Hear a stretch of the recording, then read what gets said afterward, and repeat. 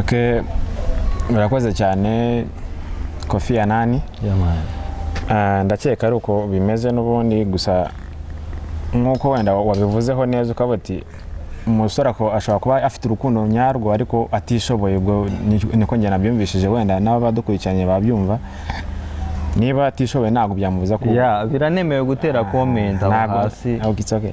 Ntago byamubuza kugira ngo be yabona umugore we cyangwa se yamushaka, ahubwo ababyeyi batwumva cyangwa se n'abandi bafite korohereza urubyiruko rw'igihe ko uwo mukobwa niba mukuye inka nyinshi bakamukuye isene nyinshi ntabwo uzi ngo azaba hate n'uwo mugabo namara kumushaka. Amafaranga nagura ibyishimo. Noneho numara kumushaka isene warazitanze, utanga inka, so ugasanga mugiye kuba nkaho mugiye kongera kwirunanya gushaka ibintu kugira ngo mubeho neza. Ntabwo bari byo, bafite korohereza urubyiruko kugira ngo narwo rushake.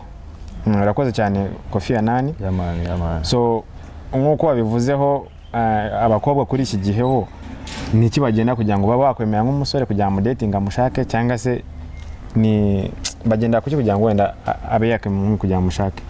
Ni ukubera wenda izo nka cyangwa se izo sene, akaba ati wenda mu rugo ntago ushaka kugira ngo mveyo, uwo musore adatanze inka nyinshi cyangwa se sene nyinshi abigenza ate?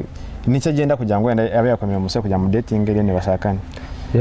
Njye ikintu cya mbere nzi n'abagoye cyane mu nyihanganiye kuba ngiye gukoresha gutya aya magambo.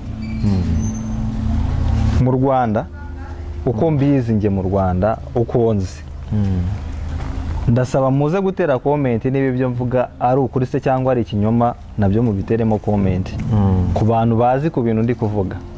Mu Rwanda ikintu nabonye ababyeyi